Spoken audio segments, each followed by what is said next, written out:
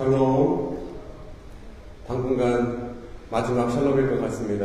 네, 예수 그리스도 안에 평강이 넘치시기를 간절히 바랍니다. 차량이 막혀가지고 지휘자님 늦으셔서 바로 예배 시작하겠습니다. 찬송가 338장 내 주를 가까이 하게 하면 함께 찬송하시겠습니다. 내 주를 가까이 하게 함은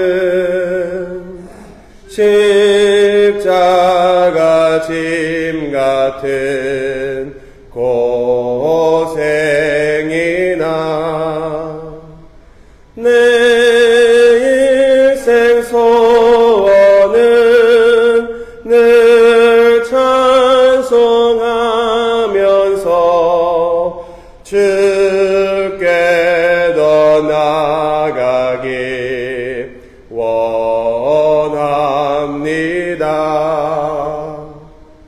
내 고생하는 것 옛 야곱이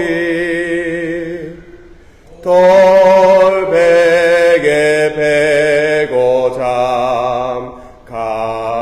잠갔습니다. 꿈에도 소원이 늘 찬송하면서 주께 더 나아가기 원합니다.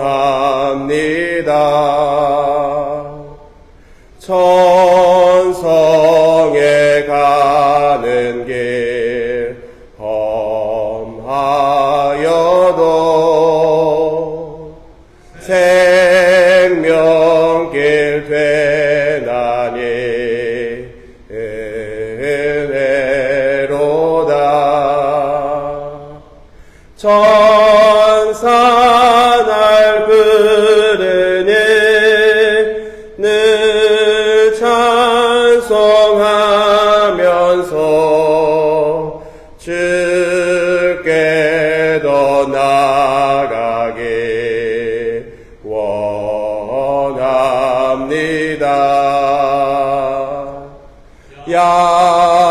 야곱이 잠 깨어 일어난 후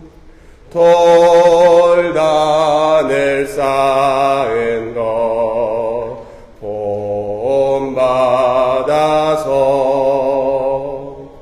숨질 때 되도록 늘 찬송하면서 주께 더 나아가기 원합니다. 아멘.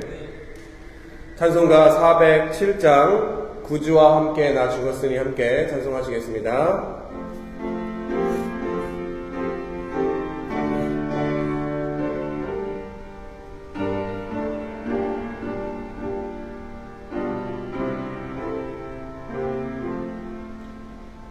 구주와 함께 나 죽었으니 구주와 함께 나 살았도다. 영광의 그날에 이르도록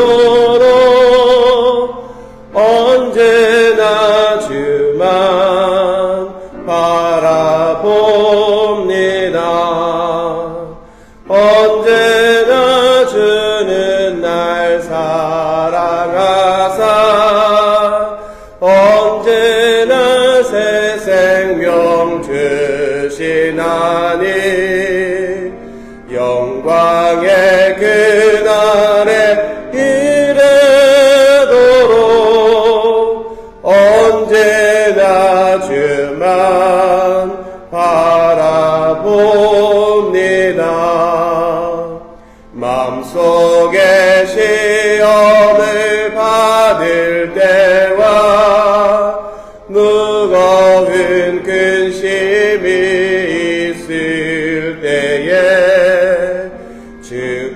주께서 그때도 같이 하사 언제나 나를 도와주시네.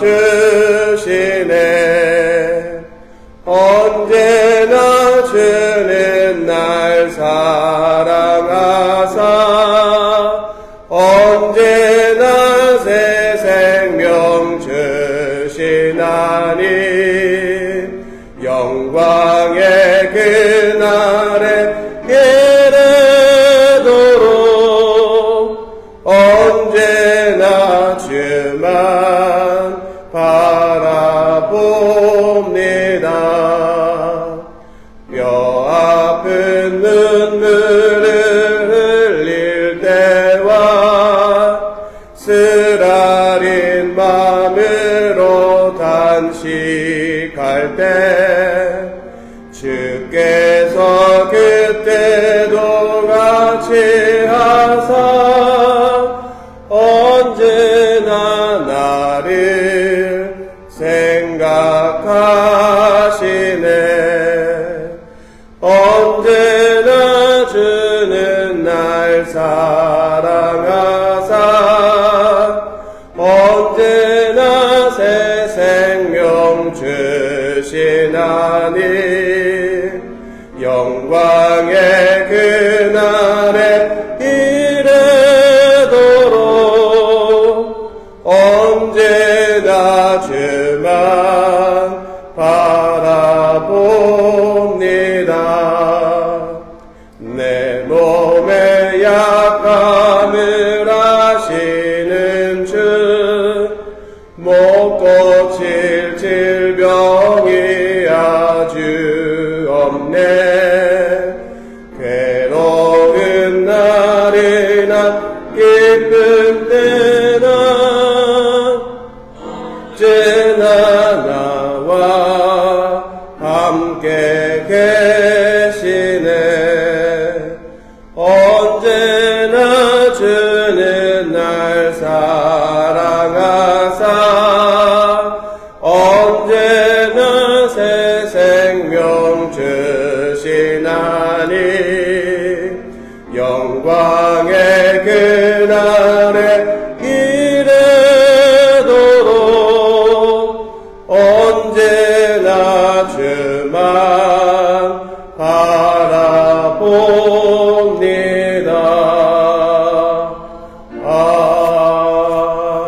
아멘. 이 시간 예배를 위해서 우리를 대표해서 하워드 김근우님 기도해 주시겠습니다. 하나님 아버지시여, 이 장동부사님이 우리 일주일 있으면 떠나갑니다. 앞으로 우리 가족과 앞으로 하고자 하는 계획을 순환하게 도와주십시오. 그간 고생도 많았고 엊그제 같이 왔는데 벌써 한 10년이 된 것 같습니다.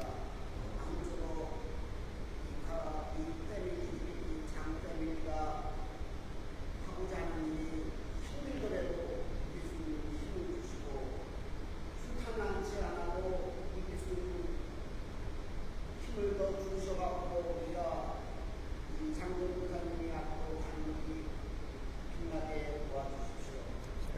그리고 우리 교인들 떠나는데도 우리 교인들도 떠뭉쳐서 한사관이나 천사관을 위주로해서 모든 원활하게 도와주십시오. 예수님 이름으로 기도드립니다. 아멘. 기도 감사합니다. 오늘 말씀 보겠습니다. 빌립보서 1장 1절부터 2장 16절까지인데 2장 12절부터 16절까지만 읽겠습니다. 빌립보서 1장 1절부터 2장 16절까지인데 2장 12절부터 16절까지만 함께 읽으시겠습니다. 그러므로 나의 사랑하는 자들아, 너희가 나 있을 때뿐 아니라 더욱 지금 나 없을 때에도 항상 복종하여 두렵고 떨림으로 너희 구원을 이루라.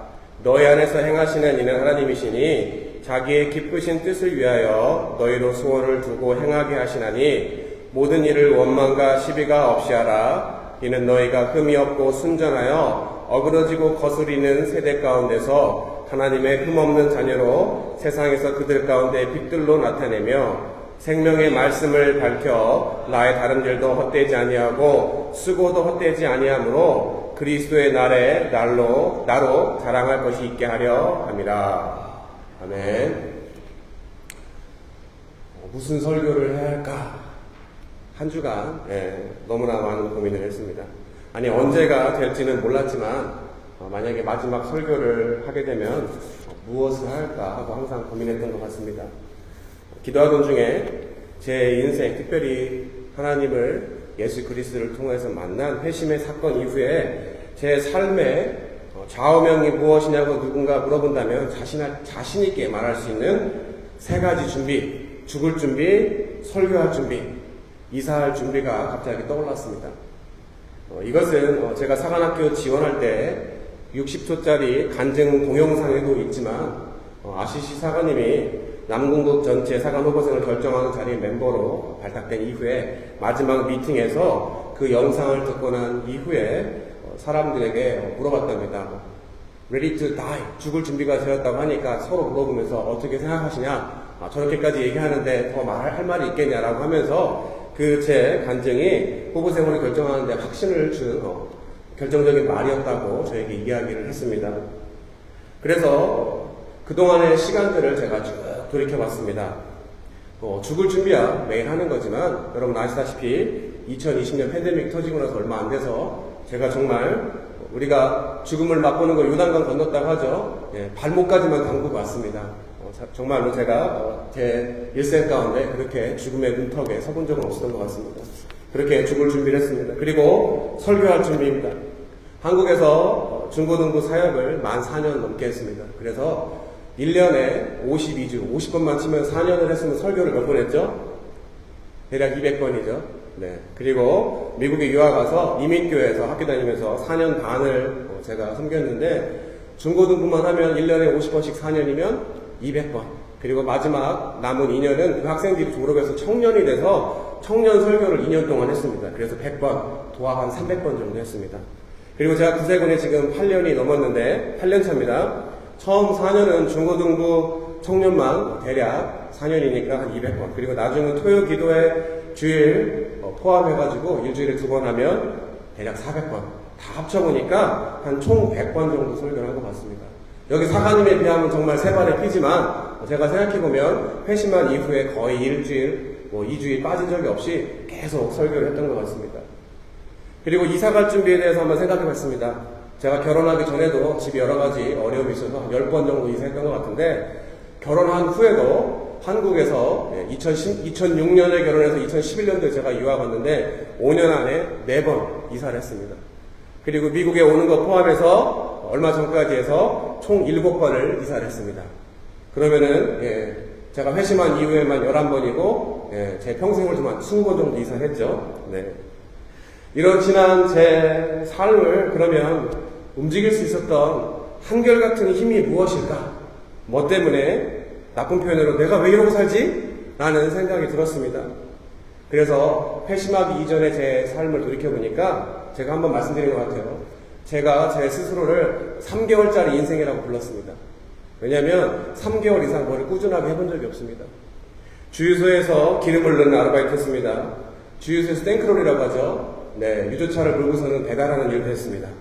그리고 대학생 때 영어, 수학, 과외도 했습니다. 그리고 학원차를 운행하기도 했고요. 또 대리운전도 해봤습니다. 그리고 시트은행 여신관리부에서 플래티넘, 고객관리도 해봤습니다. 그리고 LG캐피탈, 그리고 거기서 여러분 콜렉션 디파트먼트라고 아시죠? 채권을 회수하는 거, 그러니까 쉽게 얘기해서 빚 독촉하는 그런 일도 해봤습니다. 그리고 웅진 코웨이에서 정수기 팔고, 또 연수기 팔고, 공기청정기 파는 일도 해봤습니다. 그리고 LG 해상 동부화재에서 보험도 세일즈하고 팀장이 되기 위해서 교육도 받고 했던 기억이 납니다. 그리고 대전 유성에 있는 모 성인 나이트클럽에서 노래도 불렀습니다. 그리고 단란주점에서 웨이터 생활도 했습니다. 카페와 커피숍에서 서빙을 받습니다. 그리고 자판기를 설치하고 또 음료수 8개 9박스를 메고서는 3층 4층을 나르는 그런 일도 해봤습니다. 집에서 PC방을 차려서 PC방 관리도 해봤습니다. 그리고 전력전자 회사에서 전자제품 만드는 거 기판을 조립하고 납품도 해봤습니다. 더 많은 일들이 많이 있었습니다. 그런데 그 모든 일을 했었을 때 제가 3개월짜리 인생이라고 했었죠. 어떠한 목적도 없이 그냥 돈을 벌어서 돈이 생기면 유흥에 모든 돈을 다 탕진했습니다.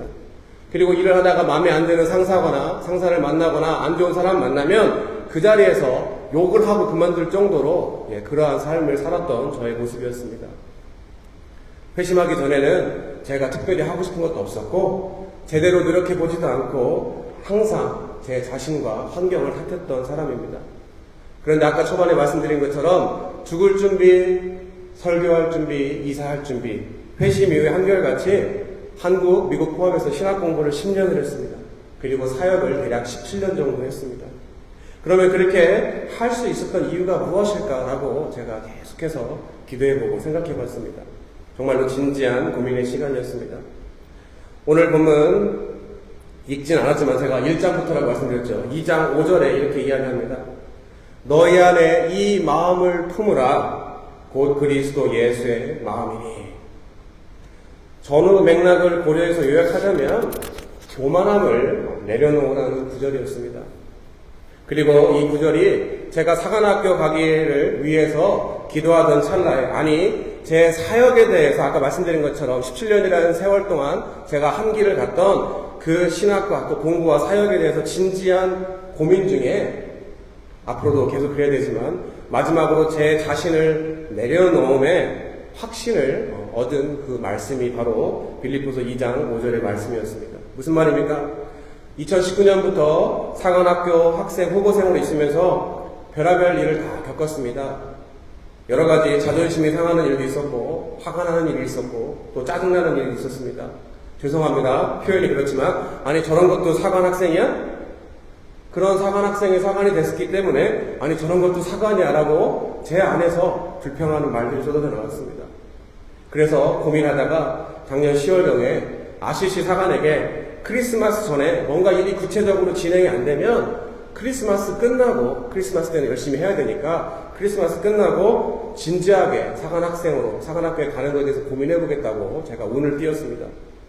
그랬더니 아시시 사관이 내년 봄, 그러니까 올해 3월이죠. 3월까지만 6개월만 잘 참아보라고 저에게 이야기를 했습니다. 그런데 1월이 돼도 2월이 돼도 제가 사관학교를 지원한 서류 하나를 받지 못하고 계속해서 어떤 일이 진행이 되지 않았습니다. 그래서 고민하던 차에 아시시 사관에게 이야기했습니다. 사관학교를 가고 안 가고 6월까지만 하고 사역을 그만두겠다. 그리고 사역을 그만두면 다시는 제가 마음대로 결정할 수 없습니다. 하나님이 부르시면. 하지만 제 마음속에는 다시는 사역 안 하겠다. 그냥 나가서 열심히 신앙생활 하면서 돈 벌고 살겠다라고 제가 어떻게 보면 선전포고를 아시시 사관을 했습니다. 그때 한켠에 그렇게 이야기했지만 마음에 불편함이 있었습니다. 그러다 말씀을 보는데 아시다시피 올해 시작할 때 저희가 말씀 카드를 뽑았죠. 그 말씀을 제가 컴퓨터 모니터에다 붙여놓고 계속 보고 있었는데 그 말씀을 통해서 제가 다시 한번 깨닫게 되었습니다. 이 모든 일들이 내 교만함 때문에 내 교만함이 내 발목을 잡고 있었구나 라고 다시 한번 생각하고 회개하게 하는 말씀입니다. 왜냐하면 일전에도 나사가님이 저에게 제가 고민했었을 때 얘기했습니다. 구세군이 부른 것도 아니고 다른 교단이 부른 것도 아니고 하나님이 저를 불렀던 그 첫사랑을 기억하라고 저에게 사가님이 충고해 주셨습니다. 그래서 그 저를 부르신 소명에 초점을 두고 그 말씀을 빗대어 보면 어디 가서 무엇을 하는 것이 아니라 내가 이 자리에 섰을 때 하나님 앞에 겸손한 사람으로 서 있는가 교만한 사람인가를 돌아보는 시간이 되었습니다. 그리고 하나님이 하시는 말씀이 야 니까짓 게 뭔데 죽어 낮아져라는 제 마음의 음성을 듣게 되었습니다. 그래서 그 말씀에 의지해서 모든 것들을 다 내려놓고 기다리다 보니까 아무런 일이 없었던 3월 달에 갑자기 2달 만에 모든 일이 빠르게 진행돼서 드디어 올해 사관학교에 갈 수 있게 되었습니다. 그러면서 올해 받은 말씀 전후 농맥을 연구하면서 읽다가 오늘 본문을 마지막 설교를 해야겠다는 마음이 들었습니다.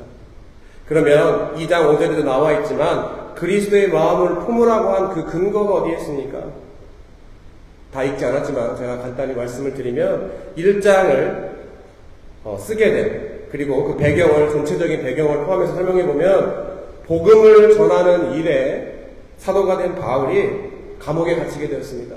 그리고 감옥에서 빌립보 교회의 소식을 듣게 됩니다. 다름이 아니라 복음을 전하는 것을 방해하는 빌립보 교회 외부로부터의 핍박이 심해지고, 또 빌립보 교회 내부에서의 분열, 바로 사도 바울이 있었을 때는 본인이 전도를 하고 교회를 세웠기 때문에 그 자신의 리더십으로 교회가 잘 운영이 됐지만, 자신이 떠난 이후에 교인들 내부에 분열이 생겨서 여러 가지 분란이 있다는 소식을 듣게 되었습니다. 그래서 사도 바울은 나뿐만이 아니라 빌립보 교인 성도들에게 너희 모두 나와 같이 복음의 메인자, 바로 평신도 사역자 할 것 없이 모두가 같은 부르심, 한 부르심을 받았다는 이야기를 합니다. 그리고 그 한 부르심 받은 자, 복음에 참여한 자가 주님이 다시 오는 날까지, 소위 어찌 보면 세상과 싸워서 이기기도 어려운데 교회 내 분열하지 말고 부르심에 합당한 생활을 하라고 권면을 하고 있습니다. 1장 27절에 이야기합니다. 오직 너희는 그리스도의 복음에 합당하게 생활하라. 이는 내가 너희에게 가보나 떠나 있으나 너희가 한 마음으로 서서 한 뜻으로 복음의 신앙을 위하여 협력하는 것과, 바로 한 마음과 한 뜻으로 복음에 부른 자들이 신앙생활 서로 협력하고 합당한 생활을 하라고 이야기하고 있습니다. 그리고 2장에 이렇게 시작합니다. 그러므로 그리스도 안에 무슨 권면이나 사랑의 무슨 위로나 성령의 무슨 교제나 긍휼이나 자비가 있거든 마음을 같이하여 같은 사랑을 가지고 뜻을 합하여 한 마음을 품어 아무 일에든지 다툼이나 허영으로 하지 말고 오직 겸손한 마음으로 각각 자기보다 남을 낮게 여기고 각각 자기 일을 돌볼 뿐 아니라 또한 각각 다른 사람들의 일을 돌보아 나의 기쁨을 충만하게 하라. 너희 안에 이 마음을 품으라. 곧 그리스도 예수의 마음이니 라고 이야기하면서 예수님의 이야기를 6절에 시작합니다. 그는 근본 하나님의 본체시나 하나님과 동등됨을 취할 것으로 여기지 아니하시고 오히려 자기를 비워 종의 형체를 가지사 사람들과 같이 되셨고 사람의 모양으로 나타나사 자기를 낮추시고 죽기까지 복종하셨으니 곧 십자가에 죽으심이라. 이러므로 하나님이 그를 지극히 높여 모든 이름 위에 뛰어난 이름을 주사 하늘에 있는 자들과 땅에 있는 자들과 땅 아래에 있는 자들로 모든 무릎을 예수의 이름에 꿇게 하시고 모든 입으로 예수 그리스도를 주라 시인하여 하나님 아버지께 영광을 돌리게 하셨느니라. 결국 무슨 말입니까? 모두가 똘똘 뭉쳐서 복음을 전하는 일을 방해하는 외부의 적들과 싸워도 모자를 판에 내부에서 연합하지 못하고, 다른 말로 본질이 아니라 비본질로 분열하지 말고 그리스도를 본 바르라는 그러한 말을 하고 있습니다. 여러분, 교회의 분란 여러분들 많이 겪어보셨을 것입니다. 그리고 주변에 많은 이야기 들어봤습니다. 어떻습니까? 정말 별거 아닌 거 가지고 감정 싸움이 큰 싸움으로 번지게 됩니다. 여러분, 복음의 본질과 핵심이 무엇입니까?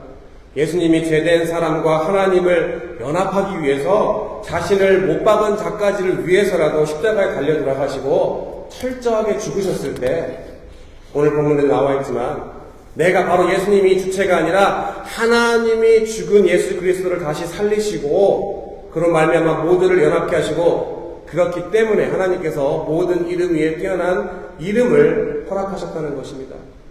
제가 이 본문의 말씀을 받고 나서, 아니 성자 하나님이신 예수 그리스도도 모든 권세, 죽은 자를 살리실 수 있는 그런 능력의 하나님조차도 죄인들을 위해서 아무 말 없이 죽기까지 돌아가셨는데 내가 짓게 뭐라고? 내가 객관적으로 여러 사람들과 비교했었을 때 또 어떠한 부분에서 능력이 됨에도 불구하고, 그리고 설사 그 객관적인 게 부르심의 조건이 아님에도 불구하고 어떻습니까? 교만함에 사로잡혀 있던 모습이 바로 제 모습이었습니다. 예수님이 제자를 부르셨을 때 어떤 사람 불렀습니까?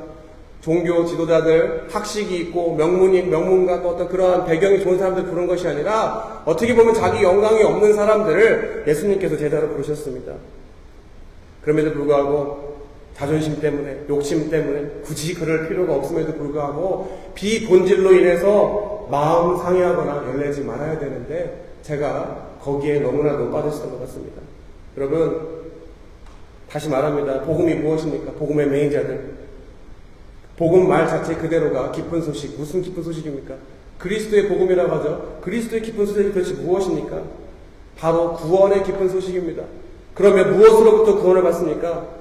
당연히 모두가 죽을 수밖에 없는 우리가 죄인 운명이지만 영원히 사는 것, 바로 죽음의 본질은 죄로 인해서 영원성을 잃어버린 우리 죄성을 가지고 있는 사람들이 죽게 되는 유한한 존재가 된 겁니다. 바로 죄로 인해서 하나님과 깨어진 관계를 회복하는 것, 그 중심에 예수 그리스도의 십자가의 사건이 있었기 때문에 우리가 하나님의 자녀가 되는 권세를 가질 수가 있게 됐고, 그러한 구원을 받았기 때문에 너무나도, 여러분, 죽을 날을 받은 사람이 다시 살겠다는 얘기, 그거보다 더 좋은 소식이 없는 거죠. 바로 그것이 기쁜 소식입니다.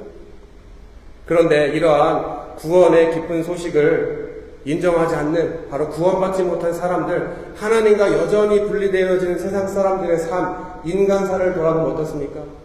한국의 정치판이나 미국의 정치판이나 사회, 경제 모든 구석구석에 있는 사람들의 살아가는 모습들을 보면 죄로 인해서 서로 신음하고 갈등하고 힘들어하는 그러한 모습 가운데 있는 것을 볼 수 있습니다.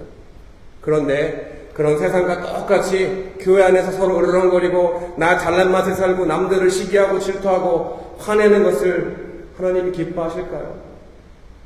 그렇지 않습니다. 오늘 복음서에도 이야기하지만 이러한 세상 사람들과 분리되어져서 먼저 믿는 자들 가운데서 화목해 하는 자로, 연합하게 하는 자로 살아가는 것, 그것이 바로 구원의 증거이고 구별되고 성결되고 오늘 본문의 제목이지만 흠없는 자녀로 살아가는 것인데, 그리고 그것을 온전히 이룰 때까지 인내하라고 하는 것인데, 우리의 현실의 모습은 어떻습니까?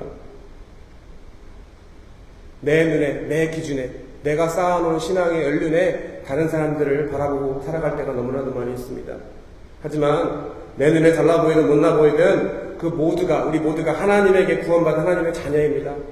바로 복음의 부르심을 받은 사람들끼리 내가 잘나니 너가 잘나니 분열하고 싸우면 안 된다고 오늘 본문에 사도 바울이 이야기하고 있습니다.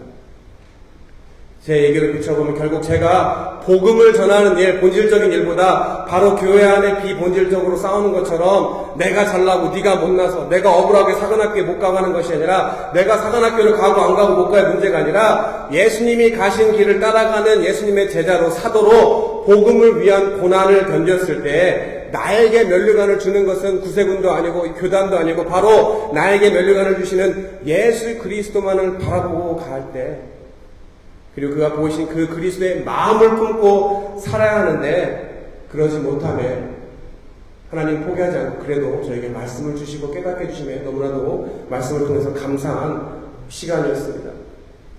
그리고 그 동일한 마음으로 예수님이 사도 바울에게, 또 바울이 빌립보에게, 또 저에게 하신 말씀처럼 저도 감히 여러분들에게 오늘 말씀드리고 싶습니다. 제가 비록 육체적으로는 잠시 여러분들과 떨어질 수 있습니다. 하지만 그 기간 동안 12절부터 16절입니다. 함께 읽으시겠습니다. 그러므로 나의 사랑하는 자들아, 너희가 나 있을 때뿐 아니라 더욱 지금 나 없을 때에도 항상 복종하여 두렵고 떨림으로 너희 구원을 이루라.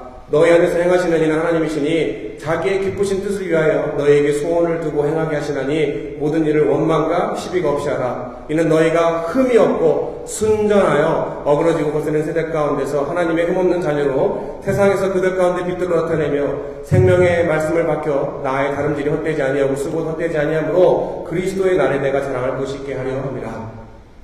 하워드 김 부르님, 우리 정진상 부르님, 정명진 부교님, 박효 부교님, 김기란 부교님, 나일 나성 사관님, 서희자 서지호 부교님, 구영복 정교님, 예수 그리스도 안에 사랑합니다.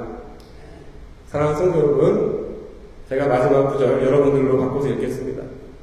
그러므로 저의 사랑하는 성도 여러분, 여러분이 저 있을 때뿐 아니라 제가 없을 때에도 항상 복종하여 두렵고 떨림으로 여러분들의 구원을 이루시기 바랍니다.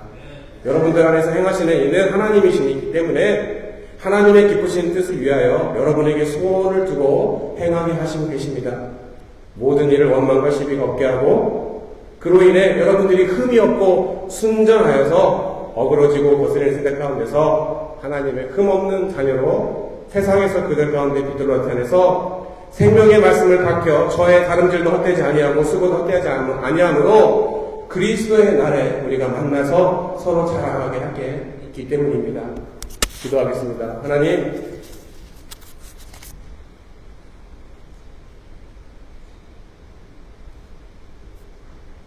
죽을 수밖에 없는 죄인을 주님의 자녀 삼아주시고 부족한 가운데 저를 이곳에 불러주셔서 하나님의 구원의 기쁜 소식인 예수 그리스도의 복음을 통해 거듭난 우리 성도님들과 행복하게 신앙생활 할 수 있게 은혜 주시니 감사합니다. 하나님, 우리가 살아가면서 많은 인연이 있고 오며 가며 하는 사람들을 통해서 때로는 우리의 마음도 나누고 또 삶도 나누고 인해서 헤어지는 것이 또 다른 새로운 만남을 만나는 것이 힘들고 어려울 때 있습니다. 하지만 우리가 영원한 하나님 나라 가운데 복음에 참여한 자로서 우리가 모두 하나님의 나라를 기리며 또 언젠가 만날 것을 생각하면 잠시 잠깐의 이별이 중요한 것보다 예수 그리스도 안에서 성령 안에서 하나 되어서 서로가 서로를 위해 중보하고 협력하여 우주적인 하나님 나라 교회를 이루어갈 때 하나님 우리가 함께 모여 기쁘고 감사한 예배를 드릴 수 있는 그러한 천국의 소망이 있음을 이 시간에 고백합니다. 하나님, 우리 사랑하는 성도님들의 삶 가운데 주님이 지금까지 에베네셀의 하나님 이 모양 저 모양을 역사해 주시고 앞으로도 주님이 예배하신 놀라운 축복을 통해서 하나님 나라를 확장하는 데 귀히 사용하실 줄 믿습니다. 하나님, 날마다 마음 가운데 예수 그리스도의 마음을 품게 주님이 도와주시고 항상 낮아지고 내가 죽어질 때 나를 다시 살리시는 예수 그리스도의 부활의 능력이 날마다 성령을 통하여서 거듭나게 주님 도와주셔서 우리의 삶 가운데 오로지 십자가만 바라보고 나아가는 우리의 삶이 많은 세상 사람들에게 울림이 있게 주님 도와주시고 우리의 삶을 통하여서 많은 사람들에게 귀감이 되는 본이 되는 삶을 살아갈 수 있도록 주님 도와주시옵소서. 때로는 내 뜻대로 내 마음대로 되지 않고 또 가장 가까운 사람으로부터 마음의 상처가 되고 또 힘든 일이 있을 때 있습니다. 하지만 그때마다 우리 복음의 은혜를 하나님의 그 크신 사랑, 첫사랑을 기억하게 주님이 도와주시며 인내하며 하나님을 보는 그날까지 날마다 승리할 수 있는 삶을 살아갈 수 있도록 저희 모두를 축복하여 주시옵소서. 이 모든 말씀 살아계신 예수 그리스도의 이름으로 믿고 감사하며 기도드렸습니다. 아멘. 주기도문으로 예배 마치겠습니다. 하늘에 계신 우리 아버지여, 이름이 거룩히 여김을 받으시오며 나라의 마옵시며 뜻이 하늘에서 이루어진 것 같이 땅에서도 이루어지이다. 오늘날 우리에게 이를 양식을 주옵시고 우리가 우리에게 죄 지은 자를 사하여 준 것 같이 우리 죄를 사하여 주옵시고 우리를 시험에 들게 하지 마옵시며 다만 악에서 구하옵소서. 대개 나라와 권세 땅의 아버지께 영원히 사옵나이다. 아멘.